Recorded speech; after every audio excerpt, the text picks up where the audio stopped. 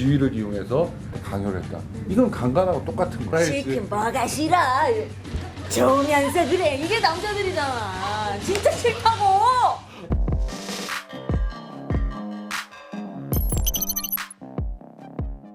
살신성인 민 변호사. 안녕하세요. 살신성인 민 변호사에서 변호사님 옆에 앉아있는 김경아고요.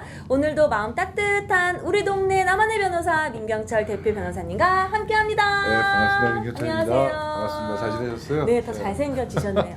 살 빼고 있어요. 네, 네. 오늘은 권력형 성범죄에 대해서 우리가 좀 짚고 넘어가 봤으면 좋겠는데, 이야기를 나누기 전에 권력형 성범죄가 무엇이냐 좀 정의를 내려주셨으면 좋겠어요.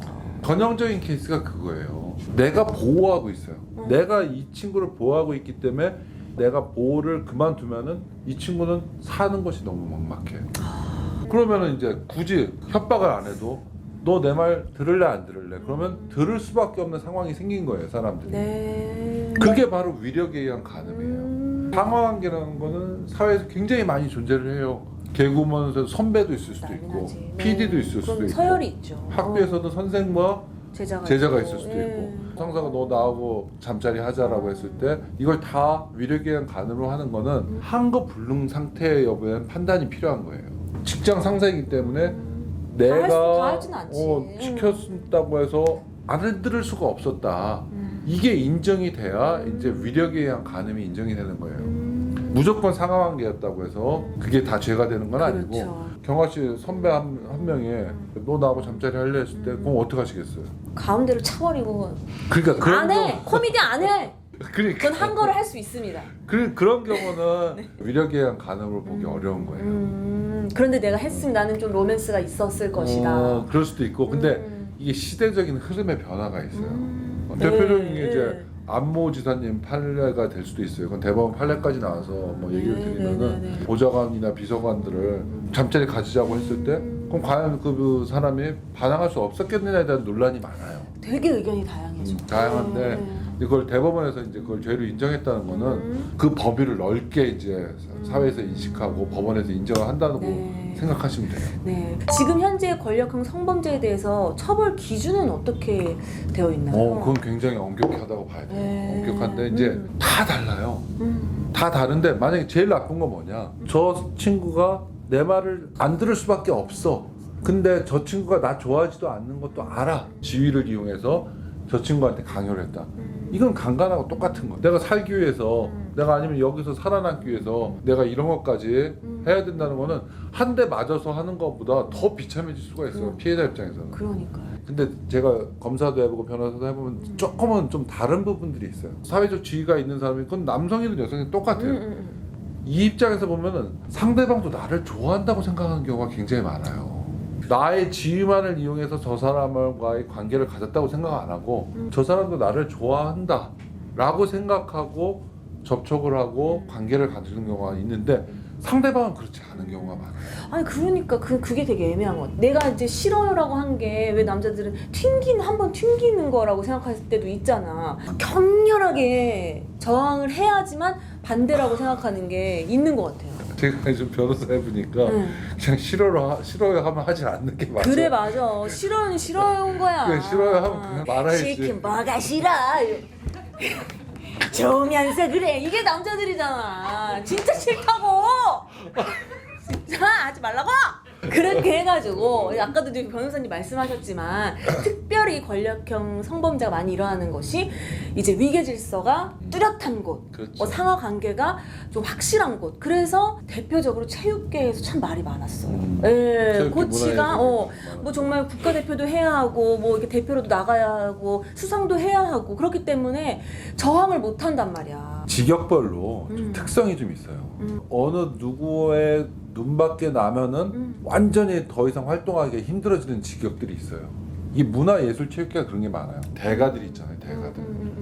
그 대가들의 맞아요. 눈밖에 나면은 맞아요. 사실 활동하기 어려운 경우가 있다고 저는 알고 있어요. 연극계에서도 있었잖아요, 얼마 전에. 그쵸? 그러니까 내부에서 활동하기 위해서는 허락이 필요하거나 그러니까. 최소한 눈밖에 나지 않아야 되는 경우가 있을 수가 있어요. 맞아요. 그런 경우에 만약에 그 대가가 뭔가 그런 거를 맞아. 얘기했다. 이런 건 죄가 될 확률이 높아요. 근데 저는 이게 또 문제가 뭐냐면 어느 날 하루, 이것도 심각한 거지만 이게 하루 이틀에 끝난 게 아니라 이 고통이 굉장히 오래되는 경우가 많거든요. 그렇죠. 예. 근데 그 고통받은 시간만큼 처벌도 가중이 되느냐. 그건 당연한 거죠. 어. 동기, 음. 기간, 횟수 이런 것들은 다 가중 사유가 돼요. 근데 저는 얼마 전에 그 우리 쇼트트랙 심석희 선수 있잖아요. 되게 이슈였거든요. 그렇죠. 근데 처벌 보니까 징역 10개월을 받았대요.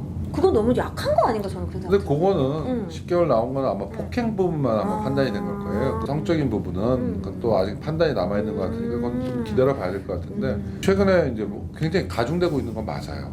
10년, 그렇죠. 5년 전에 비하면은 굉장히 가중되고 가파르게 올라가고 있는 게 성범죄예요.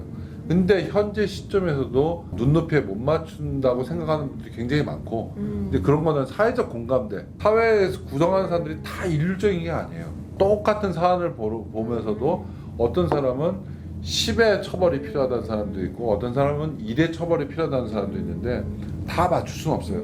그러면 이제 법원이라든가 국회의원들이 해야 될 부분은 뭐냐면은 구성원들이 가장 이 정도가 타당하다고 생각하는 정도를 찾아내는 게 중요한 거예요. 네. 법이 좀 보수적이다 보니까 좀 잘 못 쫓아가는 경향이 있는데 지금 많이 쫓아가고는 있거든요. 근데 우리도 마찬가지인 것 같아요. 계몽이 필요하고 계몽이 되고 있는 게 1인자의 권력이 잘못됐다고 생각을 못했고 관행이다라고 생각했던 경우들이 참 많이 있어요. 그렇죠. 예. 우리 교수님, 우리 부장님 잘 보여야 돼. 뭐 그런 것들이 사실은 잘못됐던 건데 우리가 많이 무지하지 않았나. 이제 조직 생활을 하다 보면은 자기 평가자한테 잘 보여야 된다는 건 그건 없어질 수 있을까? 저는 그런 생각은 들어요. 근데 이제 잘 보이는 방식의 문제, 자기의 지위를 남용하는 문제 이런 거에 대한 변화가 이제 필요한 거예요.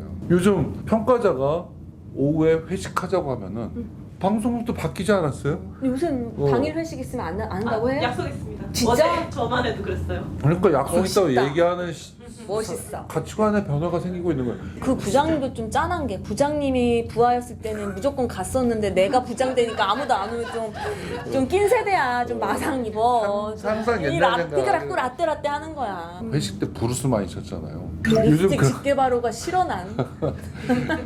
요즘 그런 거 하면 안 돼요. 낭만에 대하여도 그렇게 좋은 노래 같지가 않아 나는. 나도 직장생활 해봤거든. 예, 그땐 몰랐어. 예. 이게 나중에는 성범죄도 성범죄지만 이 성희롱 개념으로 갈 수가 있어요.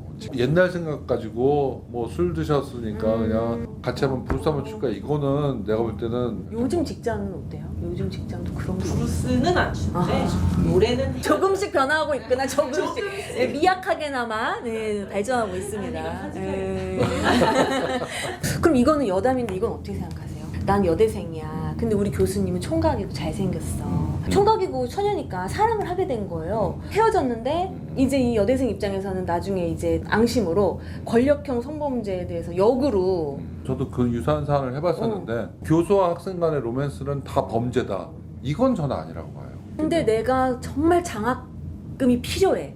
그 너가 4점 만점을 줄게. 그런 경우는 죄가 될 수 있는 거예요. 내가 방금 이 자격을 못 받으면은 나는 대학원을 진학을 못 한다거나 교수의 말을 들을 수밖에 없는 특별한 이유가 결합되면은 그건 죄가 될 수 있다는 거예요. 오늘 이렇게 정말 권력형 성범죄 예전에는 사실 이런 것들에서 좀 무지했었어요. 예, 요즘은 그래도 많이 사람들이 인식이 깨어나고 있으니까 혹시나 두려워하고 계시는 분이 있다면 어떻게 대처를 해야 할지 모르는 분이 있다면 우리 살신성인에게 먼저 자문을 구해보시면 저희가 또 도움을 드릴 수 있지 않을까? 네, 앞으로도 우리에게 정말 필요한 성범죄에 대해서 조금씩 도움을 드릴 수 있는 살신성인 민 변호사가 되도록 하겠습니다. 구독과 좋아요, 알림 버튼 꾹꾹꾹 눌러주세요. 네, 고생하셨습니다. 감사합니다. 살신성인 민 변호사 화이팅! 화이팅! 가자! 가자! 가자! 좋은 곳으로 가자!